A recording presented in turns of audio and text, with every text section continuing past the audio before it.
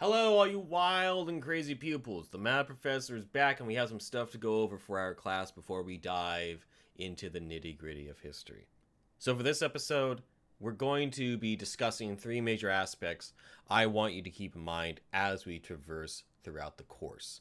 They are in no certain order: critical thinking, academic quality, and the poser expert, also known as the Dunning-Kruger archetype. Each one is an important facet that any academic needs to understand and respect. So what exactly do these parts represent? Let's start with critical thinking and dive deep into what this is all about. Critical thinking is one of those concepts that's easy to conceptualize, but is sometimes difficult to explain. In short, it is moving past the barest understanding and avoiding reliance on the simplest possible answer when discussing matters in either your studies or outside of academia. Now, I get it.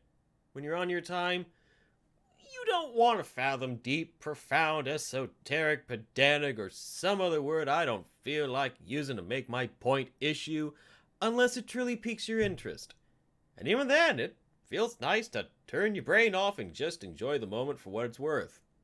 However, it is crucial to know the importance of critical thinking and why it is vital to utilize when needed.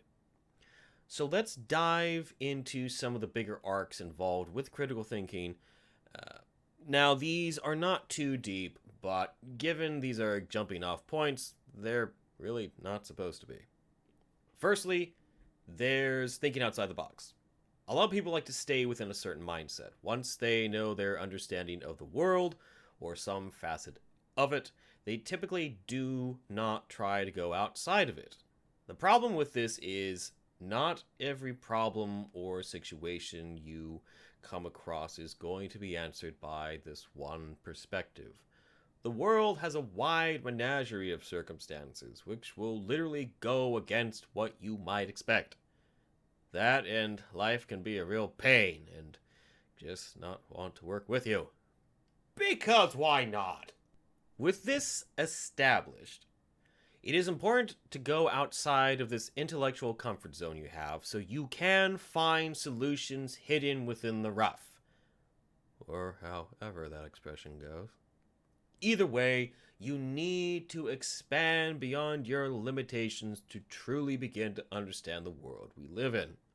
On top of this, expanding your own intellectual horizons and boundaries can possibly change your perspective of the world.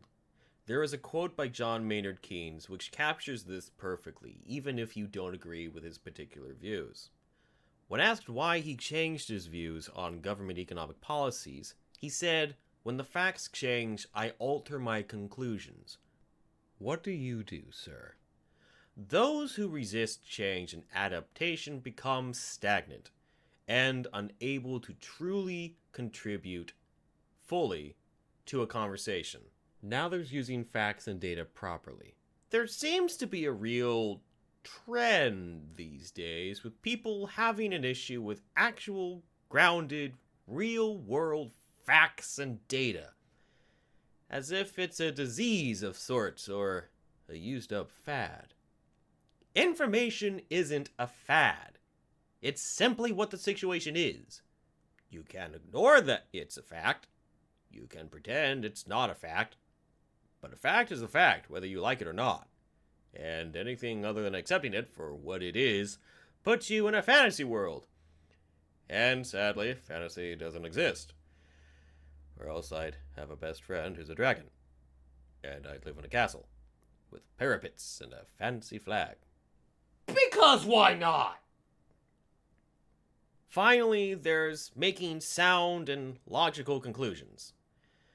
There's been an inundation of absolutely ludicrous ideas and theories coming out of the woodworks and other industrial complexes, which makes me want to cry and rage D&D style.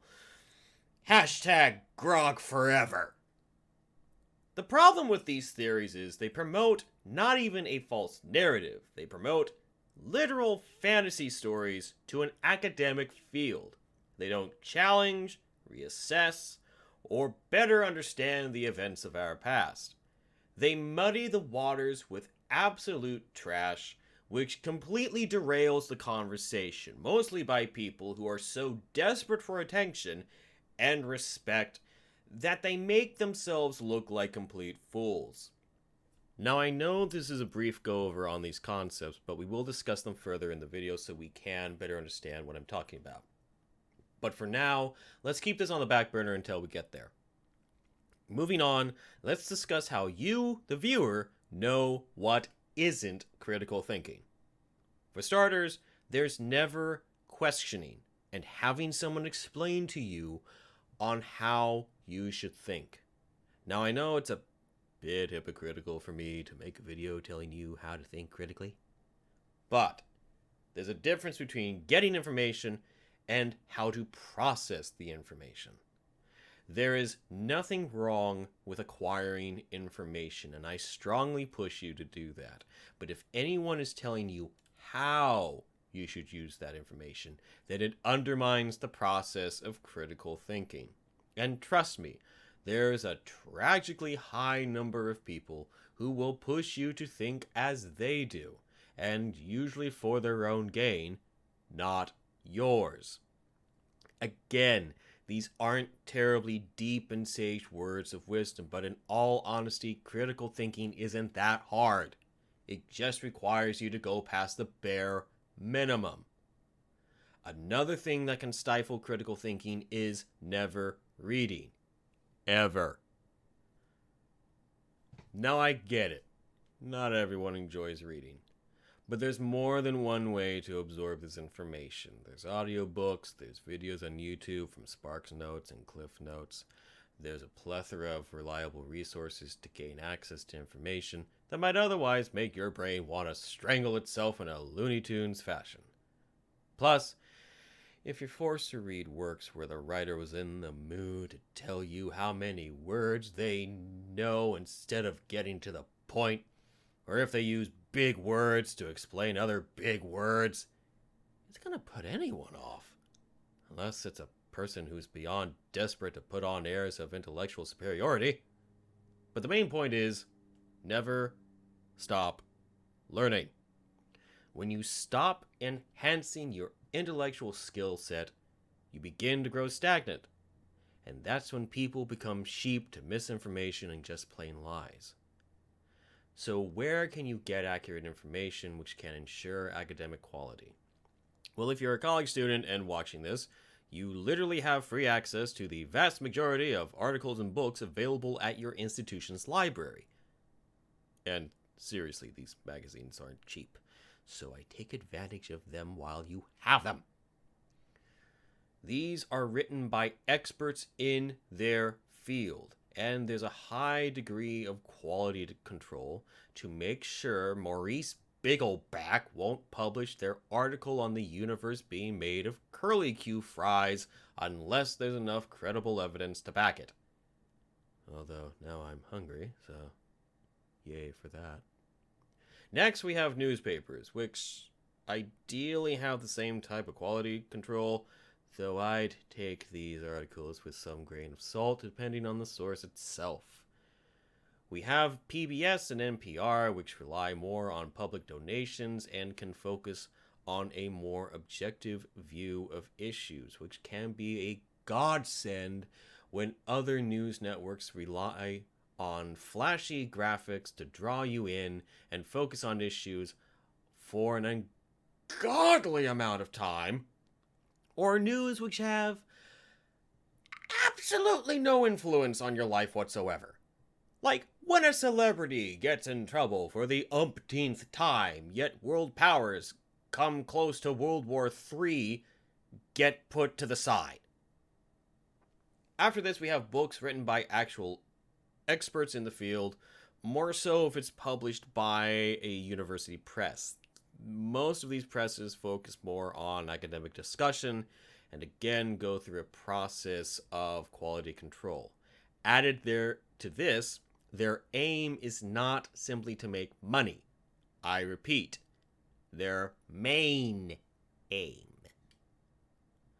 For those who prefer YouTube's format, there are channels like Crash Course, PBS, university channels, and even more comical ones like Overly Sarcastic Productions, which can provide sound informational videos which can be beneficial to you. That being said, where should you never get your facts?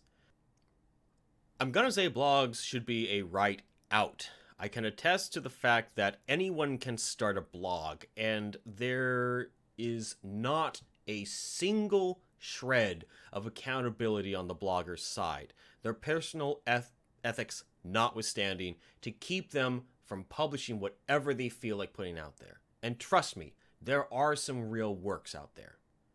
And since we have that established, let's dive right into the Dunning-Kruger Effect. In short, the Dunning-Kruger Effect focuses on people who have a high estimation of their skills and understanding of a particular matter when they desperately need a reassessment of the situation. While not exclusive, this more than covers people who think they know everything about a subject because they read a book or two on it. The main problem is they think they know everything there is to know on a subject and do not learn any more, or they read pop culture work on these subjects without a moment to investigate the author to ensure they are getting information from an expert.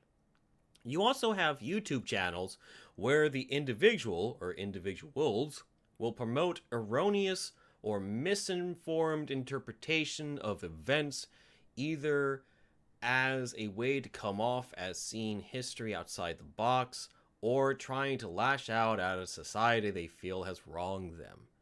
Regardless of the reasoning, the end result is a retelling of the past which gets really close to being completely fictional with a hint of history to make it count as such. There's even a theory called the New Chronology, which states that ancient events contributed to the Greeks, Romans, and Egyptians actually occurred during what we call the Middle Ages. On top of this is the theory goes into a Russian horde thing. I don't even know where to start on that one, but you get my point. The main point being, when you have people who don't do their due diligence in researching these matters, you get fantasy stories being treated like real events. Only without the fun stuff like elves, dwarves, orcs with C's or K's in their name, or societies lasting thousands of years. Yet somehow they never go past plate armor in battle. There's a big difference trying to reassess or get to the actual truth of the matter and just making stuff up as you go. History is more than remembering the events, dates, and individuals who had excellent connections. It is the story of humanity as a whole, and our development as civilized society and a species into what we are today. Anyways, that's it for the video. I hope this helped you in how you'll approach our class as we begin this journey throughout our history. Until next time, take care.